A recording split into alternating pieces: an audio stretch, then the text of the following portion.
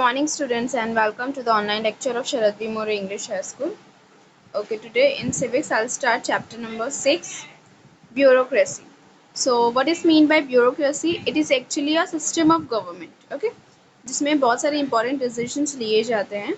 So that is the system of government. So in which we will study what are the different characteristics, what are the different roles of bureaucracy. Okay, now here you can see district collector orders curfew, municipal commissioner presents the budget, finance secretary resigns, divisional commissioner will review the revenue collection. Okay, now you can see here there are different posts mentioned here.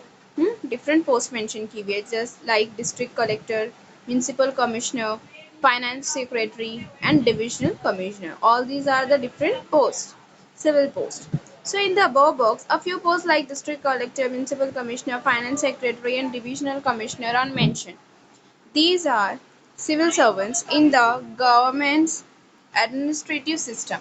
They are civil servants. Okay, so you are thinking what are their function. Obviously अब they are civil servants, तो उनका कुछ ना कुछ क्या है, work है, उनका कोई फंक्शन है एक पर्टिकुलर जो उन्हें परफॉर्म करना होता है. Okay, in the chapter which explain the role of executive, will learn that the prime minister and his council of ministers make proposals for new laws and also decide upon policies. Okay, now in this previous chapter number 5, we studied about the prime minister and different characteristics, different features, how they make the council of ministers, right? ये सारी चीजें हमने देखी पढ़ी है, और वो कैसे न्यू पॉलिसीज न्यू लॉज बनाते हैं.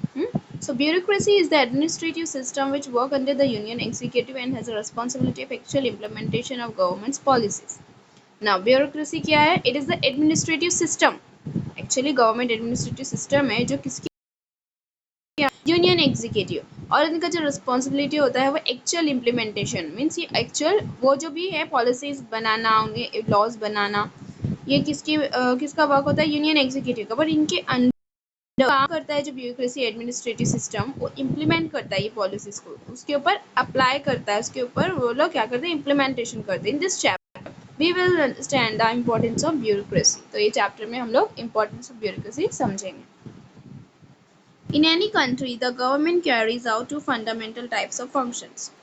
दो टाइप के फंक्शंस गवर्नमेंट के लिए इंपॉर्टेंट होते हैं किसी भी कंट्री में. First, to defend the country from external aggression and internal threats and to ensure safety of citizen. Obviously मतलब जो citizens है कंट्री के, उनकी जो सिक्योरिटी है, जो सेफ्टी है, उसको एश्योर करना, ये मेक श्योर करना कि वो हर एक सिटीजन सेफ है from external and internal attacks और aggression.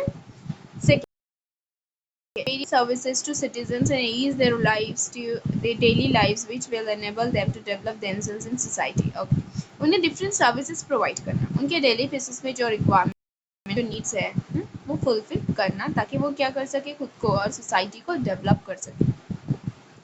The first function is to ensure security of the country. This is carried out by the service called the defense forces. The role of internal security is carried out as said to civil services. Okay. Now first function यहाँ पे क्या mention किया हुआ है? Security of the country, ensuring the security of the country, that is carried out by the defense forces. जो कौन perform करता है? Defense forces perform करते हैं. Then second function क्या है? The second function, an administrative system is developed. We call it the civil services. Okay, first क्या है? Defense forces जो क्या perform करते हैं? Security functions. जो कंट्री है उसको डिफरेंट थ्रेट से, डिफरेंट एग्रेशन से सिक्योर रखने का काम होता है.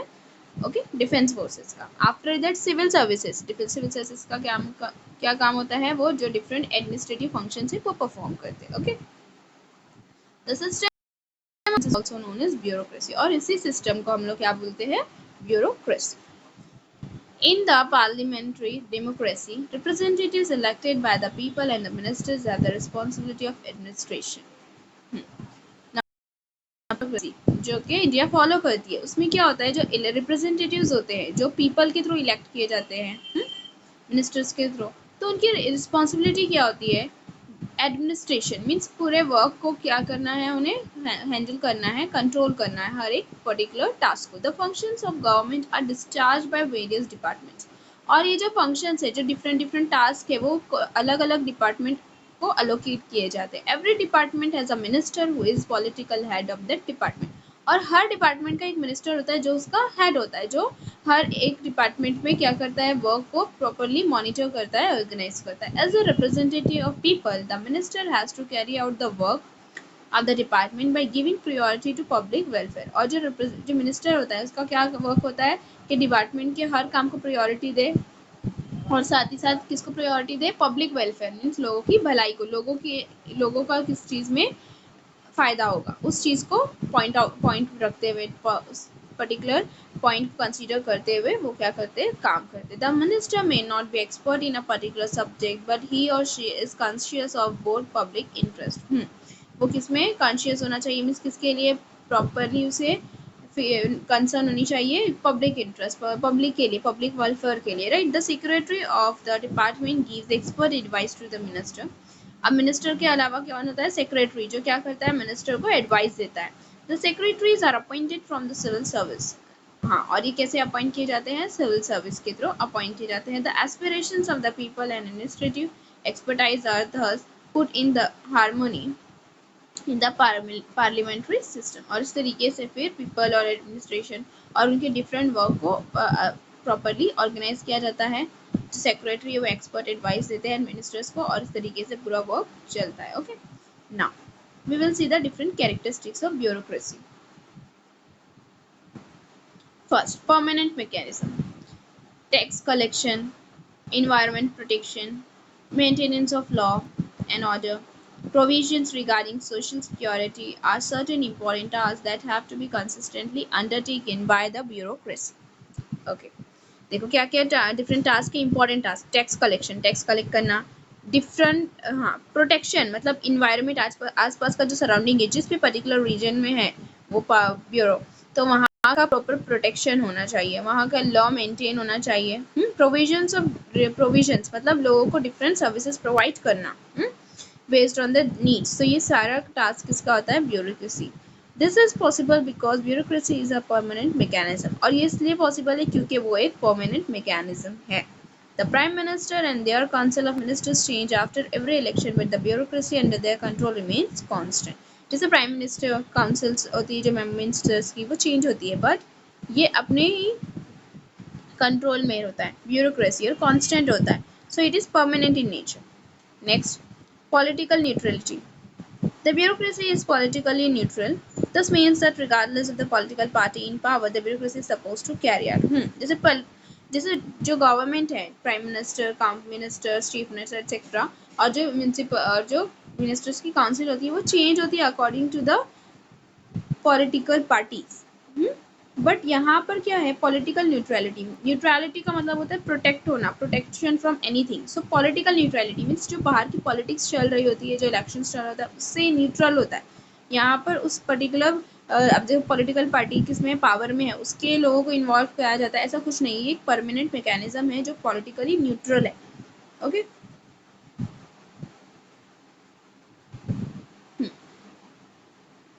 द इम्प्लीमेंटेशन ऑफ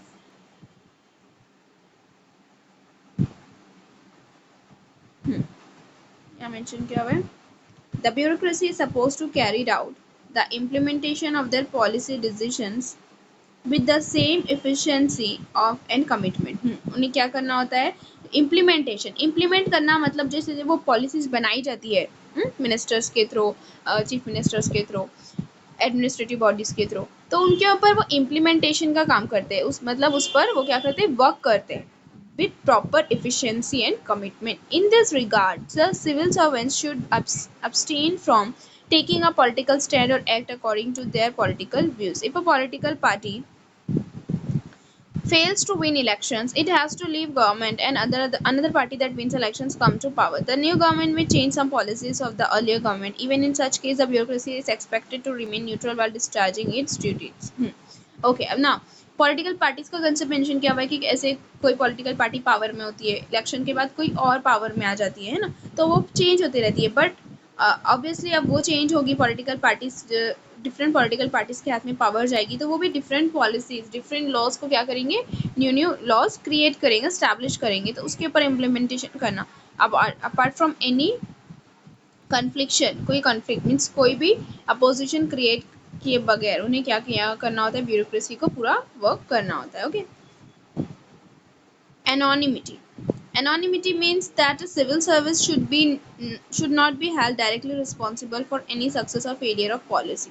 अब पॉलिसी वो थोड़ी बनाते हैं, पॉलिसीज उनके ऊपर इम्प्लीमेंटेशन करते हैं, तो किसी भी पॉलिसी की सक्सेस और फेलियर के लिए उन्हें रिस्पॉन्सिबल नहीं रहना चाहिए. It is the minister who is responsible for the efficient and smooth functioning of the concern departments. इसका रिस्पॉन्सिबल कौन होता है, मिनिस्टर.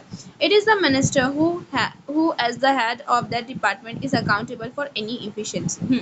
अगर कोई प्रॉब्लम हो रही है, कोई इनएफिशिएंट टास्क हो रहा है, तो उसके लिए कौन रिस्पॉन्सिबल होता है, दैट इज द मिनिस्टर, जिसके अंडर में पूरा कंट्रोल होता है. Civil servants are never publicly criticised, और इसलिए सिविल सर्वेंट्स को कभी भी पब्लिकली क्रिटिसाइज करना मीन्स उन्हें ब्लेम करना किसी चीज़ के लिए, इट इज़ नॉट पॉसिबल. और ये किसके कंट्रोल में होता है, पूरा वर्क मिनिस्टर के कंट्रोल में. इसलिए अगर कोई टास्क, कोई भी पर्टिकुलर पॉलिसी फेल हो रही है, तो किसकी रिस्पॉन्सिबिलिटी है, इस पर्टिकुलर मिनिस्टर की. The parliament holds the minister responsible for mall practices means जो अगर कोई टास्क गलत हो रहा है, तो उसके लिए किसको रिस्पॉन्सिबल कहा जाएगा, पार्लियामेंट किसको रिस्पॉन्सिबल बोलेगी, मिनिस्टर को. In such case the minister bears the responsibility and protects the bureaucracy. और इस केस में फिर मिनिस्टर की रिस्पॉन्सिबिलिटी होती है कि वो क्या करे, जो भी फेलियर हुआ है उसको करेक्ट करे और ब्यूरोक्रेसी को प्रोटेक्ट करे. Okay. Now significance of Indian bureaucracy. Significance का मतलब होता है इंपॉर्टेंस. उसका क्या इंपॉर्टेंस है हमारे गवर्नमेंट में इंडियन ब्यूरोक्रेसी का. So that is given here. The structure of the Indian bureaucracy is extensive and complex. Several important reforms that were introduced during the post-independence period have been effectively implemented by the bureaucratic structure. Okay. अब जो bureaucracy है वो क्या है, complex structure है, जो कि कब स्टैब्लिश किया गया था, पोस्ट इंडिपेंडेंस मीन्स इंडिपेंडेंस के बाद. अब डिफरेंट टास्क थे जो गवर्नमेंट के, वो क्या करने थे, उन्हें कैरी आउट करने थे, परफॉर्म करने थे. तो उसके अंदर ब्यूरोक्रेटिक स्ट्रक्चर ने इसके लिए क्या किया गया, ब्यूरोक्रेटिक स्ट्रक्चर इम्प्लीमेंट किया गया, बनाया गया. और वो जो ब्यूरोक्रेटिक स्ट्रक्चर है, जो ब्यूरोक्रेसी है, वो अपना काम प्रॉपरली करती है, इफेक्टिवली करती है. Today we see many positive social changes reaching to common people. These changes have been brought by the Indian bureaucracy by implementing the policies made by the government. अभी हम लोगों ने देखे होंगे कि बहुत सारे लोगों को राइट्स दिए जाते हैं, बहुत सारे new policies, new laws implement किए जाते हैं. तो ये सक्सेस का जो भी पूरा क्रेडिट है, that is all because of Indian bureaucracy. वो अपना काम पूरी तरीके से इफेक्टिवली करते हैं, right. Bureaucracy gives stability to the political system. Water supply, transport, electricity, public cleanliness, health, agricultural reform, prevention of pollution, and such other services are everyday needs of the people and need to be consistently provided to them. So this brings stability into day-to-day life of the people. So ये सारे task जो day to day life में monitor होने चाहिए, properly organise होने चाहिए, जैसे कि वाटर सप्लाई हो गया, इलेक्ट्रिसिटी सप्लाई, एग्रीकल्चर से रिलेटेड जो डिफरेंट रिफॉर्म्स होंगे, साफ सफाई, क्लीनलीनेस, पॉल्यूशन के रिलेटेड कोई न्यू लॉ और पॉलिसी इंप्लीमेंट करना है, क्योंकि पॉल्यूशन डे बाई डे क्या हो रही है, इंक्रीज हो रही है. तो ये सारे task day to day life में इफेक्ट करते कहीं ना कहीं पीपल को. तो इसे कंट्रोल करना क्या है, रिस्पॉन्सिबिलिटी है इंडियन ब्यूरोक्रेसी की, और वो अपना टास्क प्रॉपरली करते हैं, right. Secondly, it is important to understand that bureaucracy is an important instrument of social transformation. Social transformation means society में जो भी transformation, जो भी changes होती है, इसके लिए भी एक important aspect है bureaucracy, right? The laws enacted by the government for empowerment of women, child security, plans for the marginalized section are implemented by the bureaucracy. हाँ, और ये जो different laws बनाए जाते हैं women के लिए, child labor से related, child security के लिए, सो ये सारे लॉज इम्प्लीमेंट करने का काम होता है ब्यूरोक्रेसी का, right. So they only implement all this laws and make this laws successful. Social change is brought through the implementation of such policies. और ये सारी पॉलिसीज पे implementation, social change, social reforms होते हैं. The bureaucracy also plays an important role in the democratization of society. Marginalized section of society have been to mainstream by implementing the reservation policy. Means अब democratisation means कि हर एक particular person को उसका जो भी right है वो मिलना चाहिए. रिजर्वेशन पॉलिसी, अब जैसे कि कहीं ना कहीं देखो एक रिजर्व सीट्स दी जाती है माइनॉरिटीज़ को और वुमेन्स को, चाइल्ड को। सो ये चाइल्ड के डिफरेंट राइट्स दिए जाते हैं उन्हें, एजुकेशन राइट। सो ये बहुत सारे राइट्स जो उन्हें मिलने चाहिए, चाइल्ड लेबर से प्रोटेक्शन, ये सारी चीज़ें इंप्लीमेंट की जाती है ब्यूरोक्रेसी के through. Their participation has been increase in the process of decision making, और इसी की वजह से जो डिसीजन मेकिंग का प्रोसेस हुआ है वो इंक्रीज हुआ है। Democratization of society not only requires progressive laws and policies, it also needs to be effective participation of bureaucracy. अब देखो, सोसाइटी को डेमोक्रेटाइज करने के लिए सिर्फ लॉज की ज़रूरत नहीं है, बल्कि उन्हें प्रॉपरली इफेक्टिवली इम्प्लीमेंट करना भी चाहिए। इसीलिए जो ब्यूरोक्रेसी वो इसमें इफेक्टिवली पार्टिसिपेट करते हैं और ये लॉज को इम्प्लीमेंट करते हैं। Okay, so that's why they are very significant, important in Indian government. Next, types of civil services. In India, there are three main types of civil services. Now here we will study about the three different types of civil services. First, all India services. That is, they include the Indian Administrative Service (IAS), Indian Police Service and Indian Forest Service. Okay, means all India services में कौन कौन से civil posts आ जाएंगे? देखो, Indian Administrative Service, IAS, IDS, Indian Police Service, and IFS, Indian Forest Services, right? Next, union और central services. Union और central services में देखो, they come under the union government, union government के under आते हैं ये सारे। They include Indian foreign service, और इसमें क्या क्या आ जाएगा? इंडियन रेवेन्यू सर्विस और Indian foreign service, IFS and IRS। Okay, central level पे। Next, state civil services, means state level की जो सिविल सर्विसेज होगी। So now let's see, they come under the state government. They include Deputy District Collector, Block Development Officer, tehsildar, Executive Magistrate, etc. ये सारे जो post mention की हुई, deputy district collector, state block development officer, tehsildar, ये सारी किस में आ जाएंगे? स्टेट सिविल सर्विसेज में। They are recruited through competitive examinations held at state level, और ये कैसे रिक्रूट किए जाते हैं? कॉम्पिटिटिव एग्जाम्स रखे जाते हैं इसके लिए, और उसके थ्रू ये रिक्रूट किए जाते हैं। Okay, Indian Constitution has established autonomous institutions like to the Public Service Commissions to ensure that the civil servants are selected on the basis of criteria of merit and efficiency. और ये कैसे select किए जाते हैं? वो जो exams होते हैं उसके बाद उनकी जो मेरिट लिस्ट होती है और उनकी जो इफिशियंसी होती है, इंटरव्यूज कंडक्ट होते हैं, उसके बेसिस पे इलेक्ट किए जाते हैं। Okay, so the union public service commission, UPSC, conduct examinations for recruitment and appointment of candidates for all Indian services and central services. So UPSC है जो, वो क्या करते हैं? एग्जाम कंडक्ट करते हैं इन सारी पोस्ट के लिए। The Maharashtra public services commission, MPSC, select candidates through competitive examinations and recommends them to the government to be recruited in the state administration. और उसके बाद फिर जो MPSC है वो कैंडिडेट्स को सेलेक्ट करते हैं और फिर गवर्नमेंट को सजेस्ट करते हैं to be recruited at the national और at the central state level.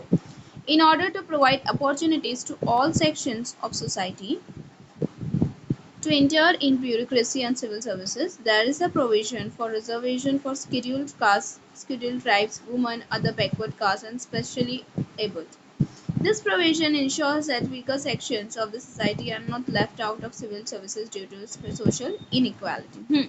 और ये जो एग्जाम्स होते हैं, कॉम्पिटिटिव एग्जाम्स, उनके भी कुछ रिजर्वेशंस होते हैं। किसके लिए? Scheduled cast, scheduled tribes, means जो माइनॉरिटीज़ हो गए, वुमेन हो गए, बैकवर्ड कास्ट से जो बिलोंग करते हैं, स्पेशली एबल्ड, मीन्स जो फिजिकली अब नॉर्मल पर्सनस होते हैं, उनके लिए भी क्या होता है? ताकि उन्हें किसी चीज़ की, उन्हें किसी राइट से अबेंडन ना रखा जाए, उन्हें कोई भी राइट मिलना, हर राइट प्रॉपरली मिले, राइट, कोई राइट मिलने से वो रहे ना। तो इसके लिए ये सारी जो है रिजर्वेशंस की जाती है ताकि उन्हें भी प्रॉपरली एग्जाम, कॉम्पिटिटिव एग्जाम्स में पार्टिसिपेट करने का चांस मिले, right. Minister and civil servants, last topic. The efficiency of a particular government department depends upon the interrelationship between the minister and departments and duty secretaries. Now क्या mention किया हुआ है?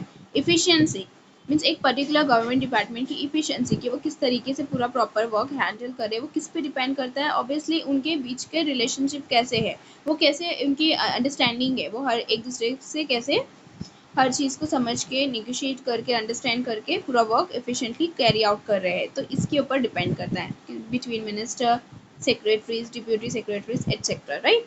The decisions relating to the department are made by concerned minister, but necessary information to make such decision is given by the civil servants. Obviously जो decision वो minister लेता है, but उसके पहले कुछ डिसीजन लेने से पहले एडवाइस दी जाती है, इंफॉर्मेशन कलेक्ट की जाती है, सारी कौन देता है? Civil servants. Civil servants meaning bureaucracy has complete control over information. तो इन्फॉर्मेशन कलेक्ट करना उस पर पूरा कंट्रोल किसका होता है? सिविल सर्वेंट्स का होता है. It is the civil servant who knows the financial provisions for particular scheme और प्लान. हाँ, फाइनेंशियल प्रोविजन मीन्स एक पर्टिकुलर स्कीम और प्लान को कितना बजट एलोकेट करना है, इसकी भी इंफॉर्मेशन होती है सिविल सर्वेंट्स के पास. Civil servants are aware of the history of successes and failure of policies. उन्हें किसी पर्टिकुलर पॉलिसी जो कि एस्टैब्लिश हुई थी उसकी फेलियर और सक्सेस के बारे में पूरी नॉलेज होती है. Hence ministers are dependent upon the civil servants. इसलिए जो मिनिस्टर्स होते हैं वो किस पे डिपेंड होते हैं? सिविल सर्वेंट्स पे for information. If ministers maintain a dialogue with civil servants and develop mutual trust and transparency, it will help the department. अगर जो मिनिस्टर्स है वो ट्रस्ट करेंगे सिविल सर्वेंट्स को और सिविल सर्वेंट्स अपना काम प्रॉपरली करेंगे, इफेक्टिवली करेंगे एक म्यूचुअल ट्रस्ट के साथ, तो अब जाके जो है जो डिपार्टमेंट्स है वो इफिशिएंटली वर्क करेगा.